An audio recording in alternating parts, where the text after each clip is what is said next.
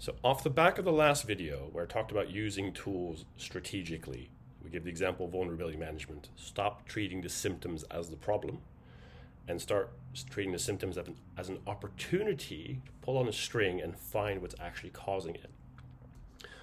We give the example of vulnerability management, but the same applies to identity management, for example. Like, why do I have wrong, incorrect levels of access or rogue accounts or unknown accounts? Why do certain departments have hard-coded credentials, that kind of stuff? Like, those are process issues. Finding those issues with your IAM solution, you shouldn't be doing constantly auditing and remediating these defects, these symptoms of the bigger problem. You should be addressing the problem. What's the onboarding? Why does engineering not use the right access and permissions? Why are they not allocated in such a way that is auditable or per user, that kind of thing?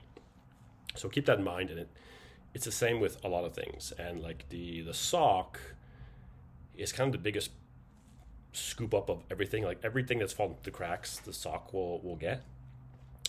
So there's a lot of incentive to getting your SOC people to not just be techies chasing symptoms, but to really think about the broader organization and what's causing them. And the other big thing I want to say, and this is really important, every time you fix a vulnerability, a symptom, without having identified its cause, that is a missed opportunity, because you have now removed the string that would have led you to the issue. And that issue, that vulnerability rather, that might have been your last chance to find the underlying issue before that issue bites you. And off the back of that, the base of this video, I want to talk about criticality. We should not be looking, if you want to do security strategically, if you want to have improving outcomes of security, we should not be looking at the severity of the symptoms. We should be looking at the severity of their causes. If I do a weekly vulnerability scan, for example, and I find a brand new 10.0 CVE, highly critical, everyone's freaking out about it, the internet's all abuzz, even the board knows about it, they're calling you, oh, you fixed this thing yet? That thing came out 2 days ago.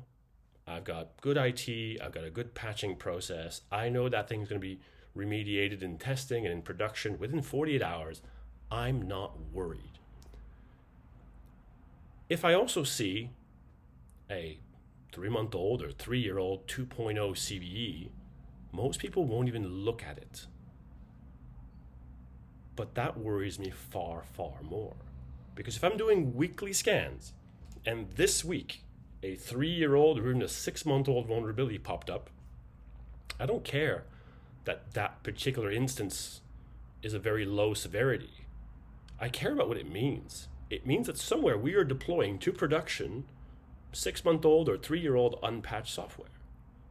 And that as a root cause is far more dangerous than having one big symptom or one high criticality symptom, because hey, it's Microsoft did something, but you know what? They told us about it before it was widely exploited. They gave us the patch to fix it. We'll fix that in 48 hours tops. That's not a worry. I worry about the fact that we are actively building systems that use old code, old unpatched code. Because yeah, it might have been a 2.0 this time, but there's absolutely nothing stopping the same team who put that system live from putting one that's vulnerable to WannaCry. And that's going to get you breached in 10 minutes. So it's very, very important to look at the criticality of the underlying issue rather than the symptom. And that's how you should be prioritizing remediation, not based on the symptom. Thank you. Like, subscribe, do the whole thing. Cool. Thanks.